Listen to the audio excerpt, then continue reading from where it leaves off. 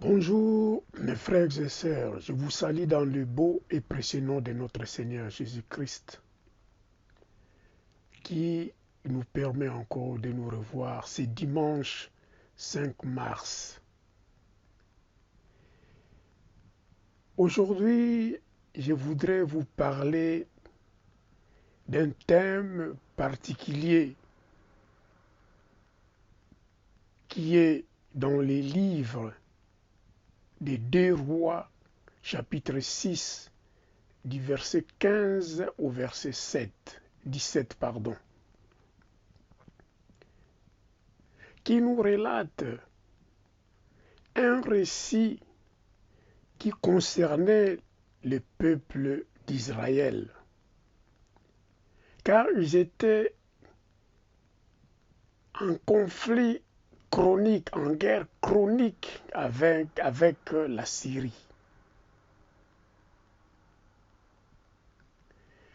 Mais dans ces récits, l'homme de Dieu, le prophète Élisée, a joué un rôle crucial afin que l'armée syrienne ne puisse plus mettre ses pieds en Israël. Disons à cette époque-là, dans ces récits, on nous parle de la Samarie. Ici, le prophète Élisée avait joué un rôle par son don de clairvoyance. Il jouait le rôle de service de renseignement. Il était également un stratège pour le peuple de Dieu.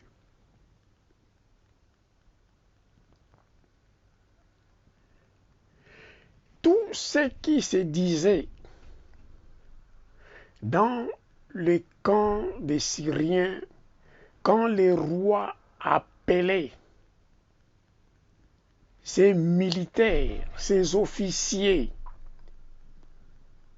en secret pour attaquer Israël, tout ce qui se disait dans des réunions particulières, le roi avec ses généraux, ses chefs militaires, comme leur stratégie interne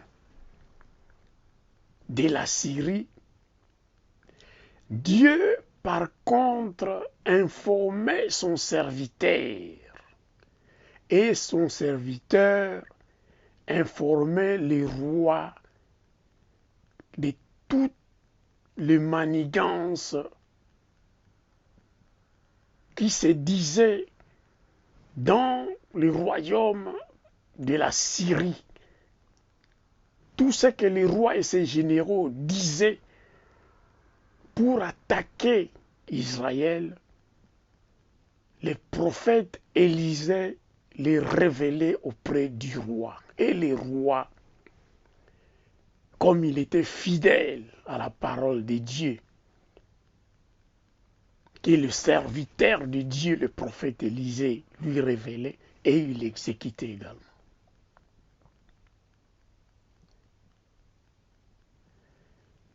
Je voudrais vous rappeler une chose. D'autres royaumes consultaient le magicien, comme en Égypte, des mages. Ils interprètent donc pour pouvoir savoir qu'est-ce qu'ils devraient faire. Mais le royaume d'Israël s'informait auprès des serviteurs de Dieu. À part toutes sortes de rébellions que nous avons connues, l'abandon de notre Dieu par le peuple d'Israël, mais ceux qui étaient fidèles à notre Dieu, l'Éternel des armées, Jéhovah Sabaoth, consulter les prophètes pour pouvoir savoir quelle stratégie il devrait adopter. Maintenant, je voudrais vous lire la parole de Dieu parce que le thème d'aujourd'hui, je voudrais traiter aujourd'hui, c'est dimanche 5 mars, je voudrais vous parler les yeux physiques et les yeux spirituels. Qu'est-ce que cela signifie? Qu'est-ce que cela signifie aujourd'hui dans le monde chrétien que nous sommes?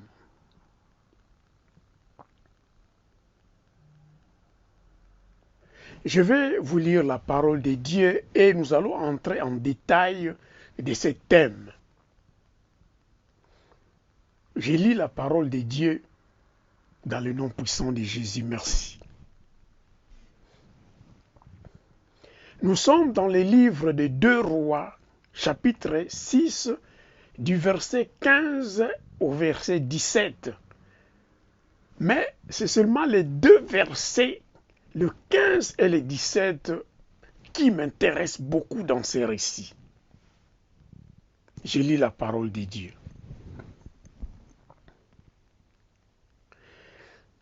Le lendemain, le serviteur d'Élisée se leva de bonne heure et sortit de la ville.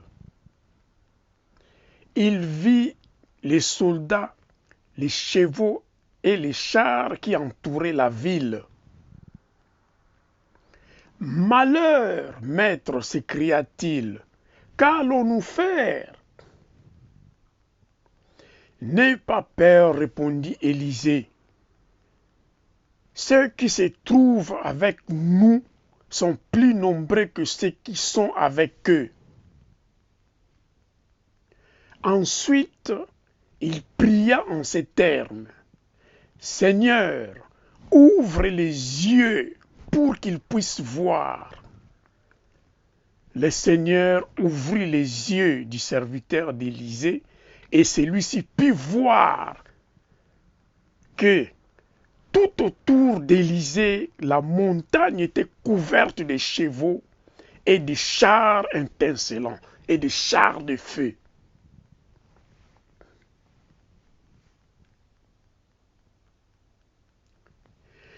Le verset 15 nous relate ce qui nous regarde, nous, hommes normaux, hommes que nous vivons dans la chair, que nous n'avons pas encore beaucoup de révélations de la part de notre Dieu. Selon notre yeux physique, nous voyons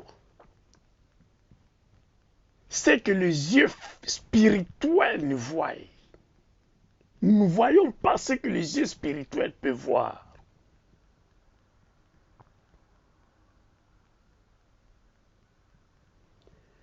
Ici, les serviteurs d'Élisée, comme souvent les hommes de Dieu et les serviteurs de Dieu, se lèvent très tôt matin. Les serviteurs de l'homme de Dieu, Élisée, se leva de bonne heure et sortit de la ville. Il vit les soldats, les chevaux et les chars qui entouraient la ville.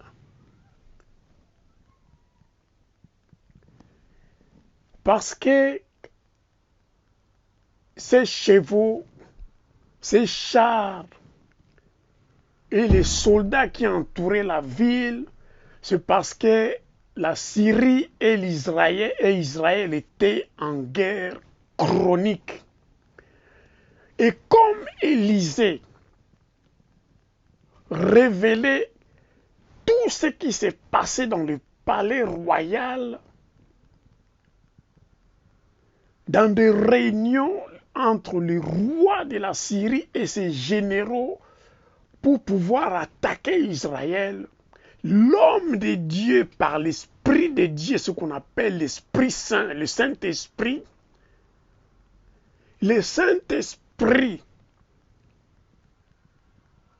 comme la Bible nous déclare, notre Dieu est omniscient et il est partout. Et il prenait ce qui se disait dans le palais royal entre les rois et les généraux de la Syrie, de l'armée de la Syrie, et il les révélait à l'homme de Dieu, le prophète Élisée. Et le prophète Élisée le racontait, le disait au roi d'Israël, et le roi d'Israël prenait ses précautions pour ne pas tomber dans l'embuscade de l'armée syrienne.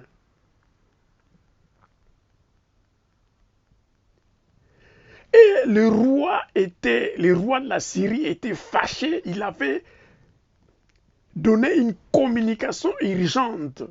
Il avait appelé tous ces généraux de l'armée pour leur demander qui était le traître parmi eux, qui était pour le roi d'Israël, qui informait le roi d'Israël de tout ce qui s'est décidé en secret entre le roi et ses officiers. Il était tellement fâché qu'il pouvait même prendre des mesures surprenantes contre ces généraux. Mais un de ces généraux a dit, mon roi, non mon roi, il n'y a pas un traître parmi nous. Mais il y a un prophète de Dieu qui s'appelle Élisée, qui raconte même tout ce que tu peux dire dans ta chambre, qui est protégé, qui est secret, qui est dans ta chambre, là où tu dors, là où même tes gardiens ne peuvent même pas entrer. Mais lui, il sait et il connaît tout ce qui se dit, même dans ta chambre. Alors, c'est le prophète qui raconte au roi de tout ce que nous décidons ici dans nos réunions secrètes. Alors, le roi était décidé d'envoyer son armée, d'envoyer d'abord des gens pour espionner là où se trouvait l'homme de Dieu. Et ils ont dit que l'homme de Dieu se trouvait à Dothan. Et là, le roi de la Syrie a envoyé son armée de nuit pour pouvoir aller capturer l'homme de Dieu.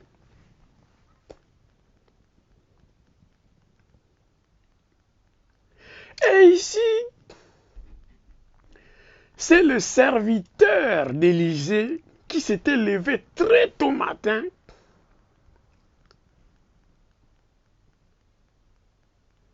et il est sorti de la ville et il vit les soldats, les chevaux et les chars qui entouraient la ville et il eut peur. Dans le verset 16, donc toujours dans le même verset, il dit « Malheur, maître !» s'écria-t-il, « Qu'allons-nous faire? Nous allons faire quoi ?» L'homme de Dieu lui dit, « N'aie pas peur, répondit Élisée. Ceux qui se trouvent avec nous sont plus nombreux que ceux qui sont avec eux. » Je voudrais vous rappeler une chose. Quand Satan combattit contre l'armée de Dieu avec l'ange Michael, la Bible déclare un tiers des anges étaient précipités avec Satan. Donc cela veut dire, même si une armée tout entière du côté de Satan s'élèverait contre les enfants de Dieu, contre un homme de Dieu, sachons-le bien, que l'armée de Dieu, l'armée de l'Éternel est plus nombreuse que n'importe quelle armée que peut organiser Satan pour nous attaquer. Voilà pourquoi ici l'homme de Dieu, le prophète Élisée, un homme de Dieu averti, qui avait la révélation, et il dit à son serviteur, « N'aie pas peur, répondit Élisée. Ceux qui se trouvent avec nous sont plus nombreux que ceux qui sont avec eux. »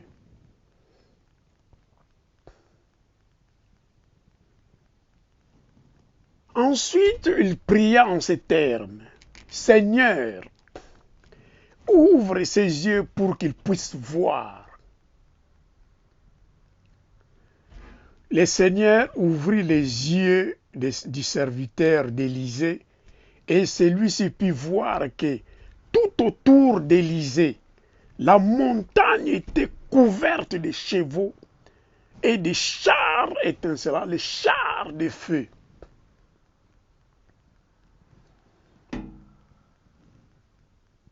Ici,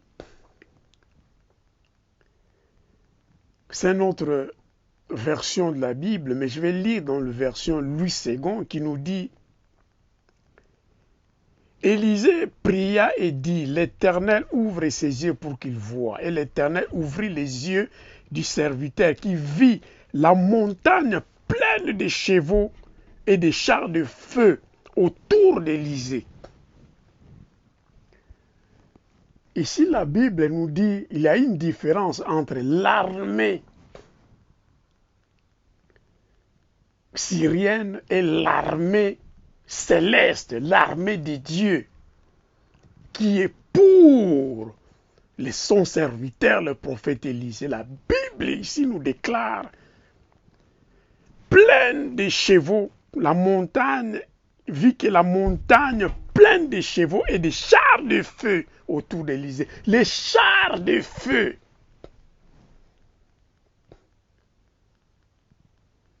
L'armée syrienne était peu nombreuse, avait des chars également, mais leurs chars étaient normaux. Mais ici, les serviteurs d'Élisée vit que les chars de l'armée de l'Éternel, de l'armée de Dieu, étaient les chars de feu.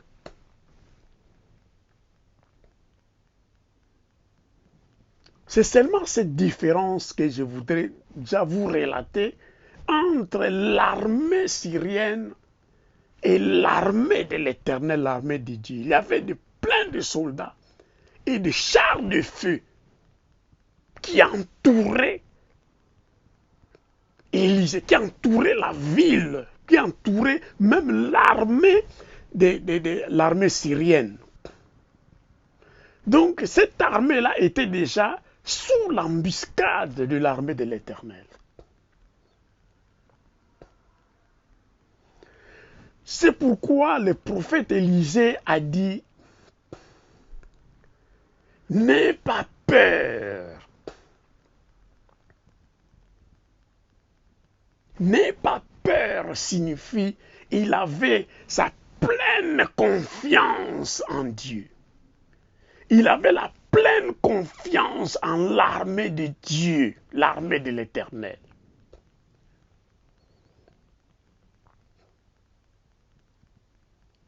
Car l'homme de Dieu, la Bible d'ailleurs déclare, l'homme de Dieu souvent, ils ne sont pas surpris. Parce que Dieu souvent ne peut pas faire quelque chose sans avoir révélé quelque chose à son serviteur.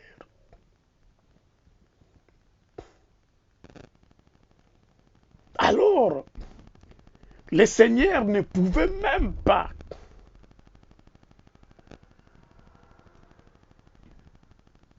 dire à son serviteur, parce que le prophète, il dit quelque chose de la part de Dieu. Si le prophète Élisée sentait qu'il pouvait dire quelque chose de la part de Dieu à son serviteur, il ne pouvait même pas lui dire de ne pas craindre, de ne pas avoir peur. Il ne pouvait même pas oser de prier, de dire à notre Dieu, Seigneur, ouvre ses yeux afin qu'il voie. Parce que lui, il savait, il était un homme de Dieu averti, qui savait que l'armée de l'Éternel avait des chars de feu. L'armée de l'Éternel était plus forte, plus puissante, et il avait des soldats plus nombreux que l'armée syrienne.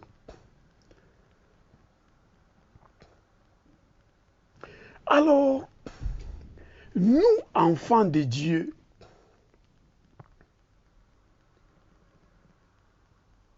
ne précipitons pas les choses, n'ayons pas la peur comme des lapins. Comme les lapins ont peur, ils tremblotent même, ils font pipi.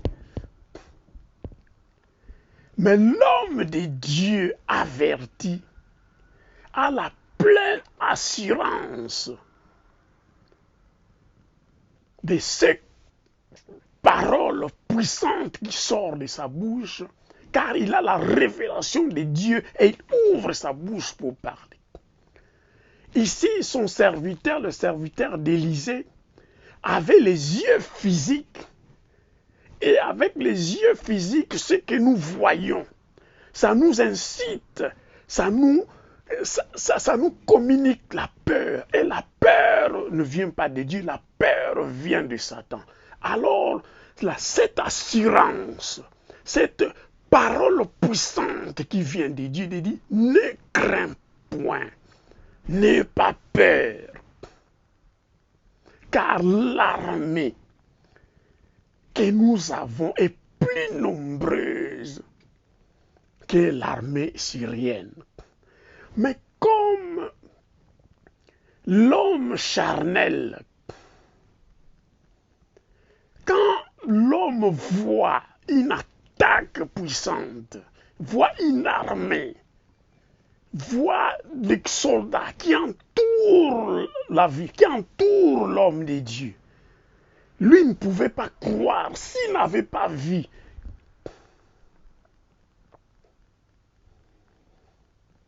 Comme les disciples de Christ disaient à ses co-disciples, disaient, si je ne vois pas de mes propres yeux et je ne mets pas mes doigts dans les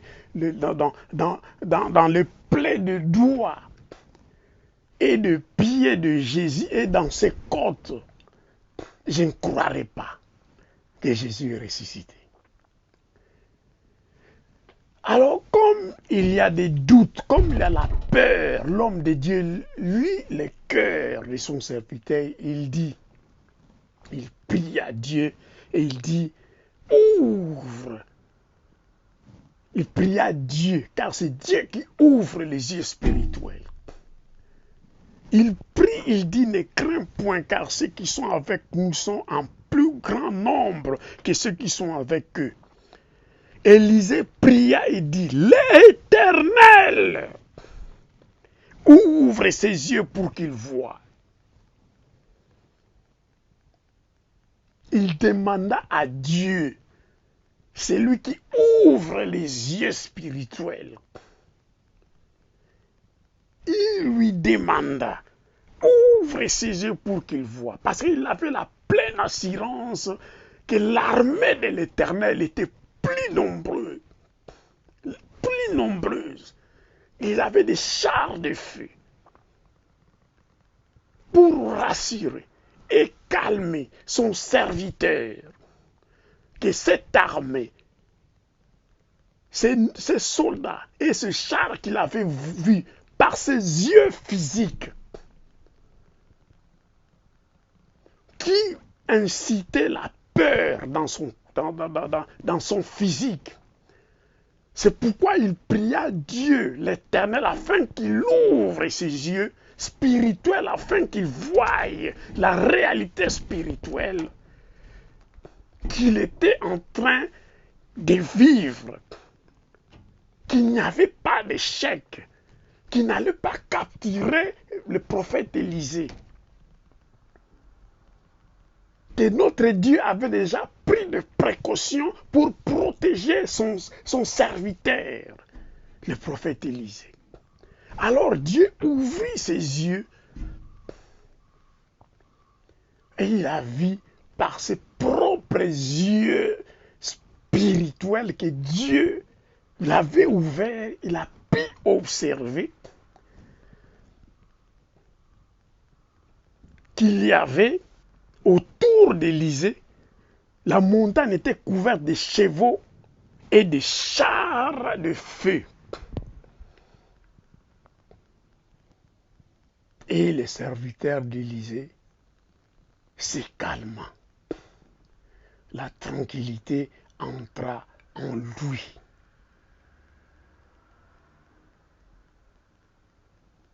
Alléluia. Alléluia. La puissance de la parole de Dieu, les dons spirituels. L'homme de Dieu est averti, il peut voir ce que nos yeux physiques ne peuvent pas voir. Mais Dieu seul, qui ouvre les yeux spirituels, peut nous faire voir avec nos yeux spirituels ouverts tout ce que d'autres personnes qui ont les yeux physiques ne peuvent pas voir. Mais nous, en tant que serviteurs de Dieu, si nous prions Dieu, il peut et il est capable de nous donner ce don-là, de nous ouvrir les yeux spirituels pour voir ce que les autres ne voient pas. Merci Seigneur. Bénis cette parole. Prochainement, nous allons continuer de voir qu'est-ce que l'homme de Dieu, avec la puissance et l'autorité que Dieu lui a donnée, qu'est-ce qu'il peut proclamer encore, afin que toute une armée puisse devenir aveugle. Et proclamer encore afin que Dieu puisse ouvrir les yeux de cette armée syrienne quand il les avait amenés dans un autre camp, dans le camp de leur ennemi, en Samarie. Et nous verrons cette partie-là prochainement. Maintenant, nous avons seulement fini pour comprendre que la puissance des yeux spirituels peuvent calmer la peur, peuvent nous rassurer. C'est que réellement l'Éternel, notre Dieu, pourvoit pour nous. Car lui, il est Jéhovah Jireh.